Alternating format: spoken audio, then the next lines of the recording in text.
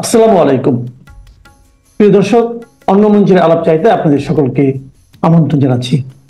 দিনটা মোটামুটি ভাবে উত্তেজনাপূর্ণ এবং গোটা বাংলাদেশের মানুষেরই চোখ গোপালগঞ্জে। আমি শুরুতেই বলে রাখি, গোপালগঞ্জে যেটা হলো তার চেয়ে বড় কথা, গত জুলাই অভ্যুত্থানের সামনের সারিতে থাকা কিছু নাম যারা আজকে গোপালগঞ্জে নানাভাবে আক্রান্ত। নাহিদ, সার্জিস, হাসনাত, যারা, পাটোয়ারি, আক্তার, এদের উপরে যে আক্রমণ সেটার আমি নিন্দা জানাই। এবং আরো বলে রাখা ভালো, ওই অভ্যুত্থানে, ওই আন্দোলন সংগ্রামে তাদের ভূমিকার জন্য আমার তাদের প্রতি শ্রদ্ধা, ভালোবাসার কোনো কমতি নেই। যারা সেই সময় আমার কথা শুনেছেন অভ্যুত্থানের পূর্বে বা অভ্যুত্থানকালীন সময়ে বা অভ্যুত্থানের পরিস্থিতিতে, নিঃসন্দেহে যেমন আমি শুনেছি, দেখিনি, একজন সাংবাদিক যিনি একসময় মানবজমিন পত্রিকায় কাজ করতেন, তিনি প্রায়শই আমাকে নিয়ে সোশ্যাল মিডিয়াতে পোস্ট দেন। তিনি আমাকে বা মাসুদ কামালকে নিয়ে লিখেছেন যে আমরা জানি বা আমরা হয়তো বলবো যে এদের গোপালগঞ্জে যাওয়া ঠিক হয়নি। আগেই তিনি বলেছেন, আমরা কিছু বলবার আগে। আমি জানি না মাসুদ কামালের মধ্যে কথা বলেছেন কিনা, এমন হয় তার রিডিং একটু ভুল আছে। প্রথম কথা হচ্ছে, কাউকে ট্রল করা, কারো পিছনে লেগে থাকার প্রবণতাটা বাদ দেওয়া উচিত, যদি এতে আমার কিছুই যায় আসে না। ইউজুয়ালি আমি এসব বিষয় খুব একটা ক্যাটার করিও না। যে কথা বলছিলাম যে ওই আন্দোলনের ওই নেতাদের প্রতি আমাদের শ্রদ্ধা, ভালোবাসা, কৃতজ্ঞতা সবটাই আছে, সহানুভূতিটাও আছে, এখনো আছে। এবং আমি মনে করি তাদের যে অবদান, সেই অবদানের জন্যে তাদেরকে রক্ষা করা, সুরক্ষা দেয়া, এটা আমাদের সবার দায়িত্ব। রাষ্ট্রের তো দায়িত্ব, আমাদেরও দায়িত্ব। যেমন 1971 সালে যারা আমাদের দেশটা স্বাধীন করেছে, তাদেরকে রক্ষা করা, তাদেরকে সুবিধা দেয়া, তাদের জীবনকে সহজ করে তোলার দায়িত্বটা আমাদের ছিল। 54 বছরে কিছু পারা গেছে, অনেক কিছু পারা যায়নি। এরপরে বিভিন্ন সময়ে রাষ্ট্রের জন্য জনগণের পাশে যারা দাঁড়িয়েছেন, ত্যাগ স্বীকার করেছেন, অনেকে রাষ্ট্রীয় বা সরকারি দায়িত্ব পালন করতে গিয়ে, যেমন ধরেন পুলিশ, সেনাবাহিনীর, সশস্ত্র বাহিনীর সদস্যরা অনেক সময় দেশের জন্য জীবন দেন। তাদের জন্য আমাদের অনেক দায়িত্ব থাকে, কখনো কখনো রাষ্ট্র বা সরকার সেগুলো পালন করে। তো যেটা বলছিলাম যে ওই বৈষম্যবিরোধী ছাত্র আন্দোলনের বা সেই ছাত্র জনতার অভ্যুত্থানের সামনে থাকা এদের প্রতি আমাদের ভালোবাসা, এদেরকে রক্ষা করা আমাদের দায়িত্ব। গোপালগঞ্জে যেটা হয়েছে সেটা অনাকাঙ্ক্ষিত এবং আমরা কেউই সেটাকে সমর্থন করি না। তবে এদের কথা যখন বলি, এই নাহিদ, সার্জিস, হাসনাত, পাটোয়ারি বা আক্তার কিংবা আসিফ, মাহফুজ, তাদের কথা আমরা যখন বলি, আলোচনা করি, একটা বিষয় কিন্তু আমাদেরকে মাথায় রাখতে হবে। বিশেষ করে আমার এই ছোট ভাই বোনদের মাথায় রাখা দরকার যে তারা কিন্তু সেই জায়গাটিতে এখন আর নেই। তারা এখন একটা রাজনৈতিক দলের সদস্য।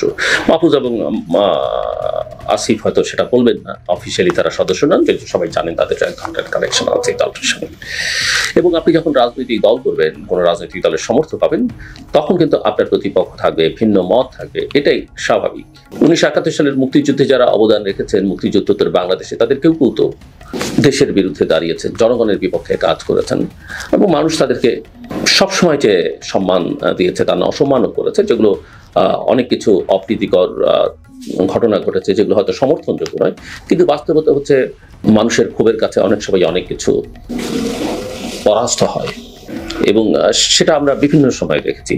ইভেন ধরেন যে 90-এর গণ অভ্যুত্থানেও যারা ভূমিকা রেখেছেন বা এরশাদ বিরোধী আন্দোলনে যারা ভূমিকা রেখেছেন, তাদের অনেকে কিন্তু একটা সময় কিন্তু এরশাদের সঙ্গেও যোগ দিয়েছেন আন্দোলন চলাকালীনই।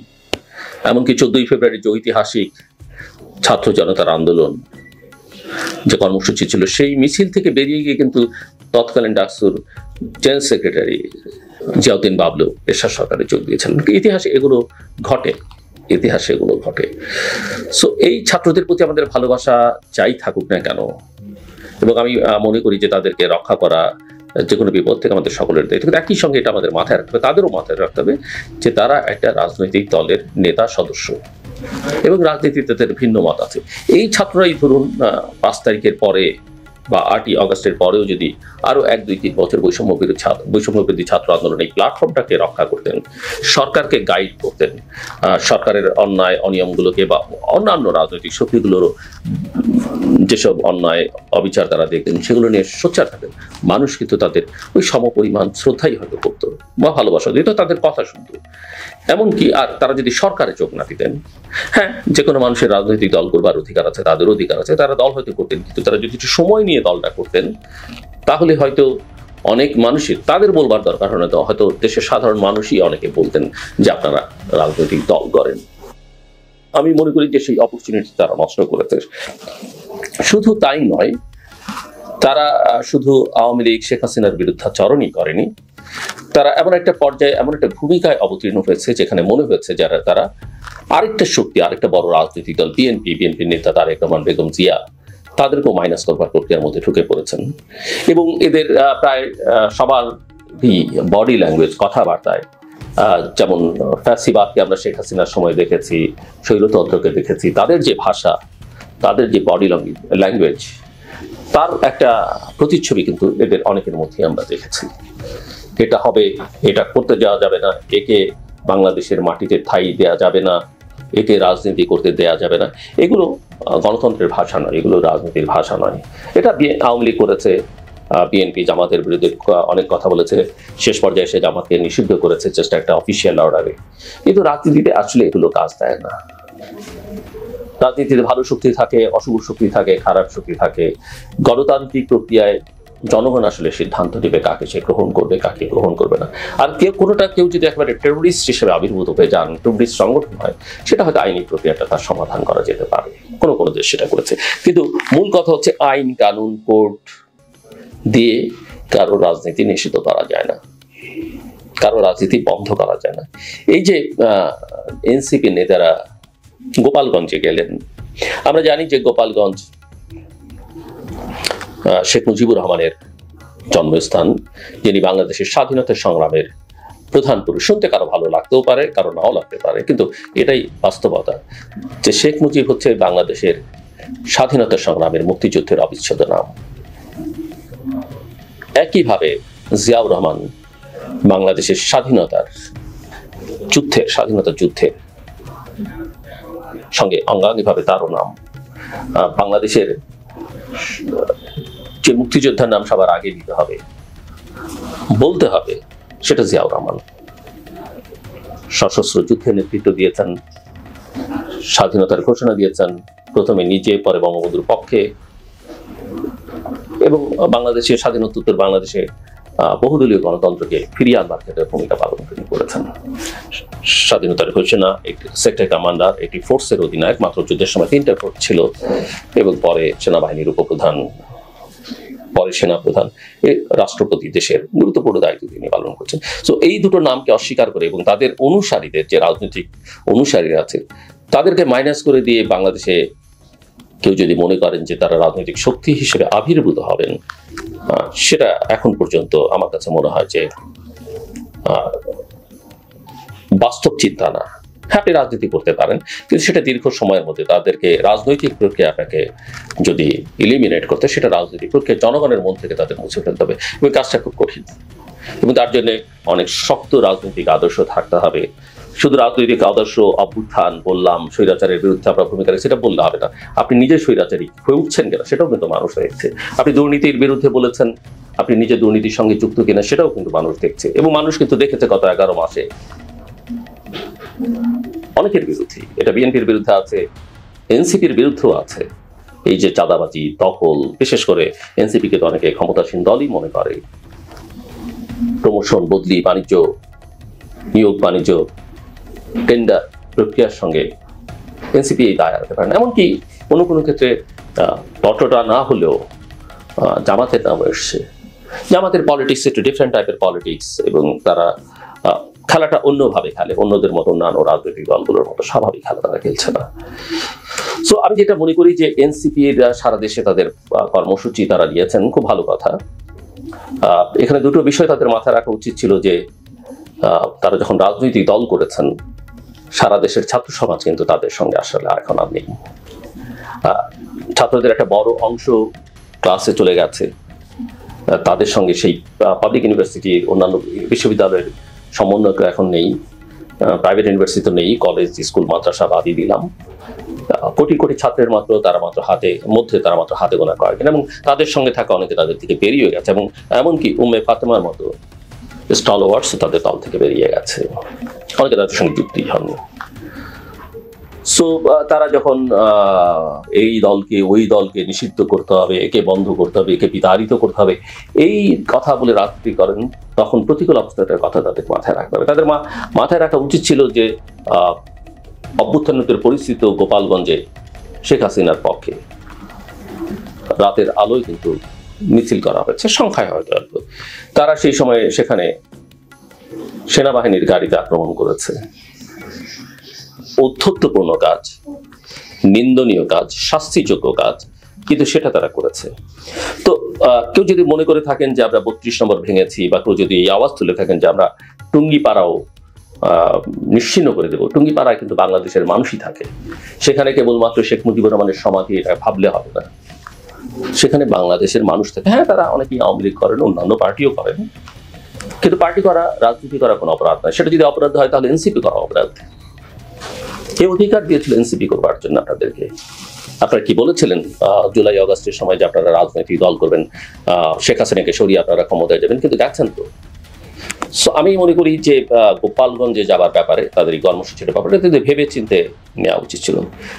দেশের বিভিন্ন অঞ্চল, যেমন ধরেন যে ধারণা করা হয়, সবসময় কথা ঠিক না যে গোপালগঞ্জ সহ দক্ষিণবঙ্গে, বিশেষ করে ফরিদপুর বেল্টে আওয়ামী লীগের একটা ভালো সমর্থক গোষ্ঠী আছে। ইট ডাজন্ট মিন যে আসলে সেটা একেবারেই প্রমাণিত সত্য সবসময় আওয়ামী লীগ সেখানে যেতে, না। প্রিফেয়ার ইলেকশন হলো অন্যান্য দলও সেই সব জায়গায় কখনো কখনো জিতেছে। যেমন ধারণা করা হয় বগুড়া, নোয়াখালীতে এখানে একদম বিএনপির জয় জয়কার অবস্থা, বিএনপিকে সেখান থেকে নাড়ানো সম্ভব। তো এগুলো আসলে রংপুরে আপনি জাতীয় পার্টি, কোথাও কোথাও কক্সবাজার বা সাতক্ষীরাতে জামাতের কিছু ফুটপ্রিন্ট আছে, বেশ শক্ত। এগুলো কিন্তু মাথায় রেখে আপনি কর্মসূচি নিতে পারবেন, এবং কর্মসূচি দিয়ে আপনারা গেলেন এবং একটা প্রতিকূল পরিস্থিতির, অনাকাঙ্ক্ষিত পরিস্থিতির শিকার হলেন, যেটা নিন্দাযোগ্য এবং শাস্তিযোগ্য যারা এটা করেছে। সেখানে পুলিশ গেল, সেনাবাহিনী গেল, এবং তাদেরকে পুরো পরিস্থিতি নিয়ন্ত্রণে আনতে হয়েছে। 144 ধারা জারি করা হয়েছে। কিন্তু এটা মাথায় রাখতে হবে যে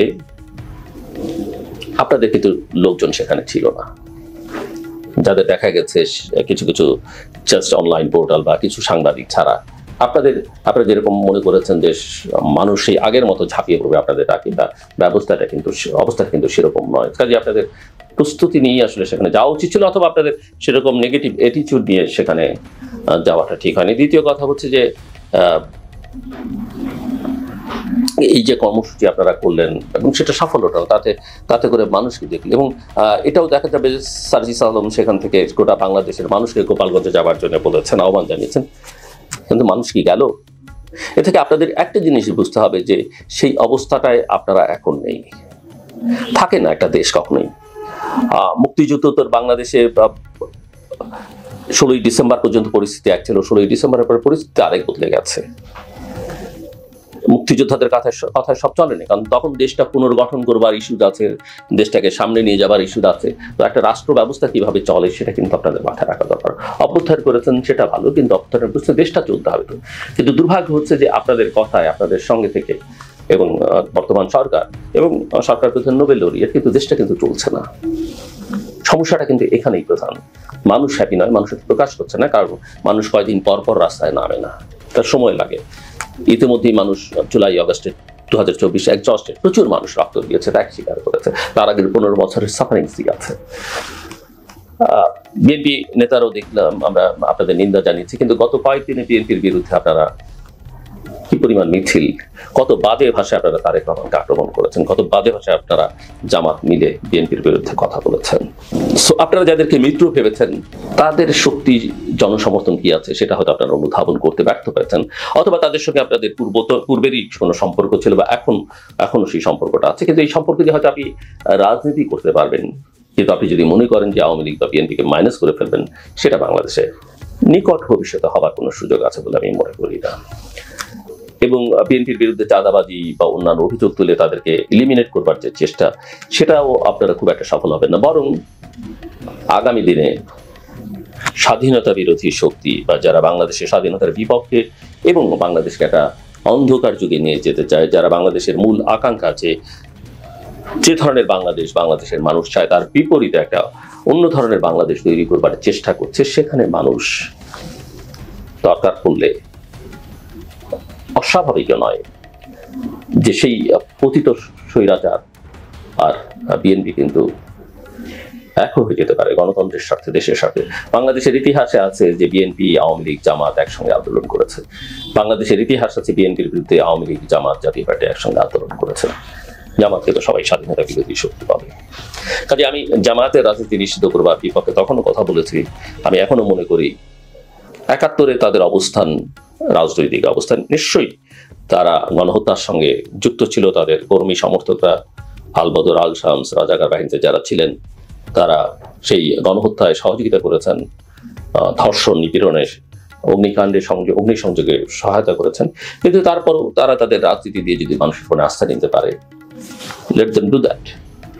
আওয়ামী লীগের ক্ষেত্রে আমি একই কথা বলবো। আমি মনে করি যে আওয়ামী লীগ যে ন্যাক্কারজনক কাজগুলো ক্ষমতায় থেকে করেছে, মানুষ সেটা ক্ষমা করবে না। করবে কিনা সেটা আমি জানি না ভবিষ্যতে, কিন্তু তারা নিজেরা, তাদের মধ্যে কোনো অনুশোচনা নেই। তারা